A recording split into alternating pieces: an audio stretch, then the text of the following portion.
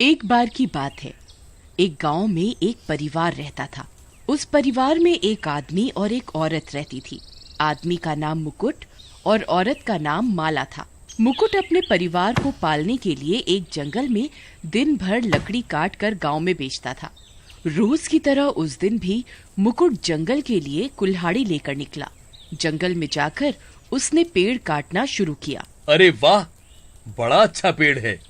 इसकी लकड़ियां तो जल्दी कट भी जाएंगी और बिक भी जाएंगी, क्योंकि जल्दी आग पकड़ने वाली लकड़ियां कौन नहीं लेना चाहेगा। फिर ये कहकर मुकुट पेड़ काटने शुरू करता है। तभी एकाएक पेड़ से आवाज आती है। अरे कौन है? इस पेड़ को नहीं काटो। अरे कौन आवाजें दे रहा है?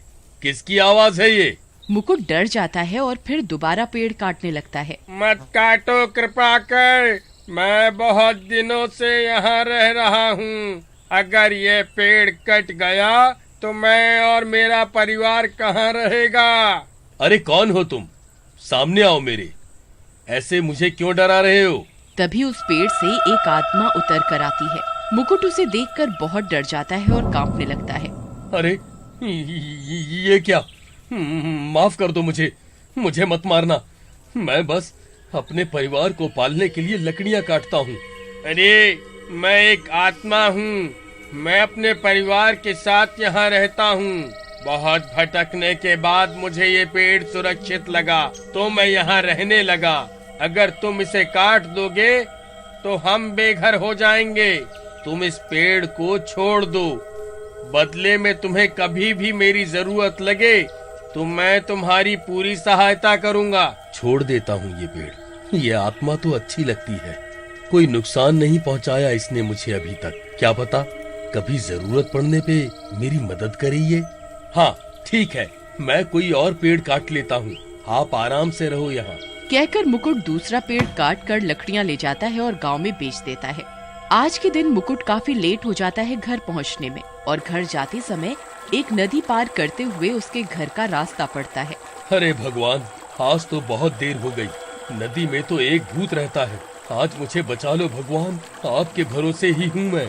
इतना कहकर मुकुट नदी पार करने लगता है। बीच नदी में पहुँचते ही नदी में हलचल होने लगती है। नदी का पानी ऊपर नीचे होने लगता है। अरे मर गया। अरे आज तो मैं बुरा फंसा। आज मैं मर ही जाऊंगा। भगवान बचाओ और नदी पार कराओ। तभी अचानक नदी की लहरें तंग हो जाती हैं और नदी का भूत मुकुट के पैर पानी के नीचे से खींचने लगता है। आखिर तू मुझे आज मिल ही गया। मैं कब से सोच रहा था कि तू किसी दिन सूरज ढलने के बाद बड़ी पार करे और मैं तुझे अपना भोजन बनाऊं। अरे रे, एक आत्मा से तो आज जैसे तैसे बचा, तो अब नदी के भूत ने पकड़ लिया। आज तो मेरा मरना तय है। नदी का भूत धीरे धीरे मुकुट के पैर नीचे से खींचने लगता है और मुकुट धीरे धीरे नदी के अंदर डूबने लगता है। तभी मुकुट को उस आत्मा की बात याद आती है। मुझे छोड़ दो नदी के भूत, मैं आपके काम आ सकता हूँ। तू कैसे मेरे काम आएगा? पागल समझता है क्या मुझे? जो हाथ आया शिकार छोड़ दूं मैं? नहीं, मैं झूठ नहीं कह रहा हूँ। आज जंगल में मैंने एक पेड़ पे एक आत्मा देखी। वो आदमी की आत्मा कह रही थी कि उसके जितना शक्तिशाली कोई नहीं है। पूरे जहां में कोई उसका मुकाबला नहीं कर सकता। ये सुनकर नदी के भूत को गुस्सा आता है और वह मुकुट से उस आत्मा के बारे में पूछने लगता है।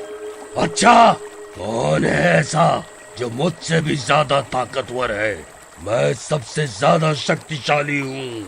हाँ भूत जी, मैंने भी यही कहा उस आत्मा से कि हमारे नदी में जो भूत जी रहते हैं वे सर्वशक्तिमान हैं। उनका मुकाबला कोई नहीं कर सकता। पर वो कहने लगी कि अगर हिम्मत हो तो मेरे सामने आए नदी का भूत, मैं उसे सबक सिखाऊंगी। इतना सुनकर नदी का भूत गुस्से में आग बबूला हो उठा और गुस्से में बोला, अच्छा, लेके चल मुझे उस आत्मा के पास। इतनी हिम्मत उसकी जो मुझे ललकारे।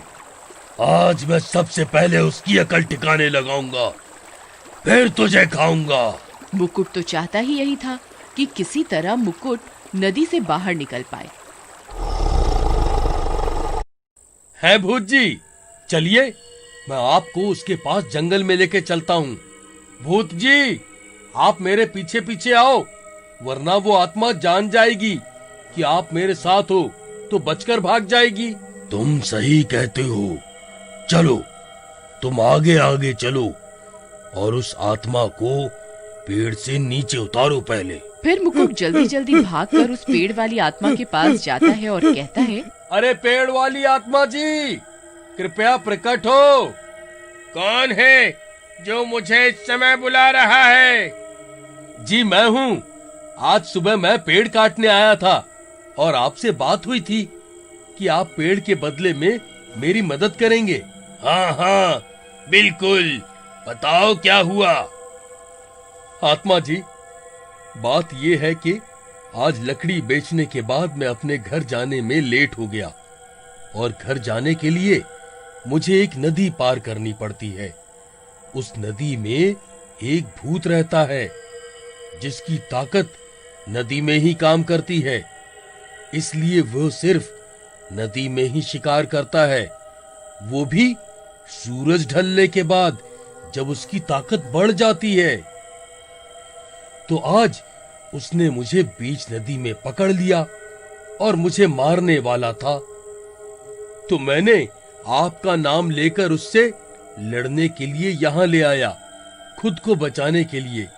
अब आप मेरी मदद करो, वरना वह नदी का भूत मुझे मार डालेगा। तुम बेफिक्र रहो, मैं समझ गया मुझे क्या करना है। तुम बस उसे यहाँ ले आओ।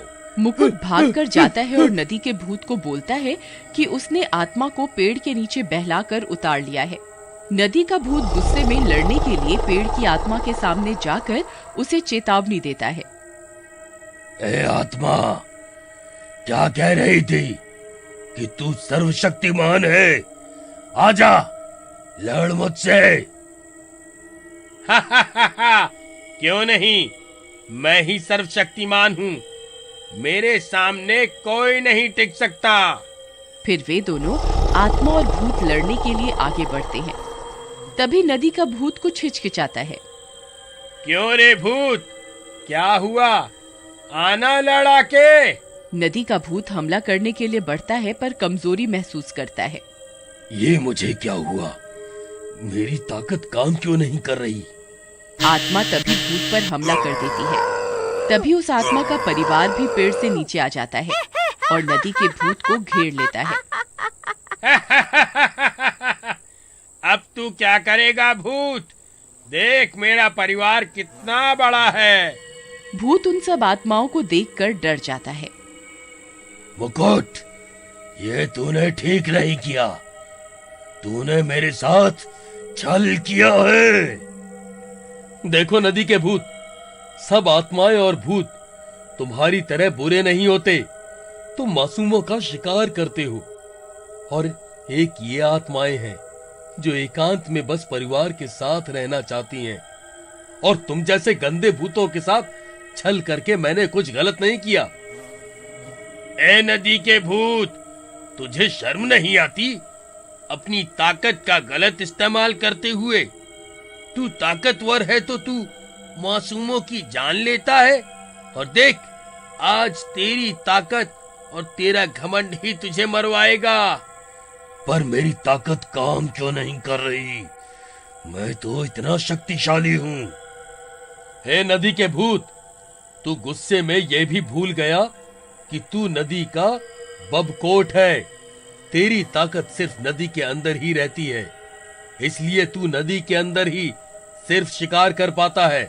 पर अब तेरा आखिरी समय आ गया है। सारी आत्माएं उस नदी के भूत को चारों ओर से घेर लेती हैं और मार देती हैं, और इस तरह उस नदी को भी उस भूत से छुटकारा मिल जाता है। धन्यवाद आत्मा जी। अगर सभी आत्माएं आपकी तरह हो जाएं, तो कभी किसी को किसी से डर ना लगे। मैं गांव जाके सबको बताऊंगा कि इस पेड़ को सुरक्षित कर दिया जाए, जिससे आप अपने परिवार के साथ आराम से रह सकें। और ये कहकर मुकुट अपने घर चला जाता है।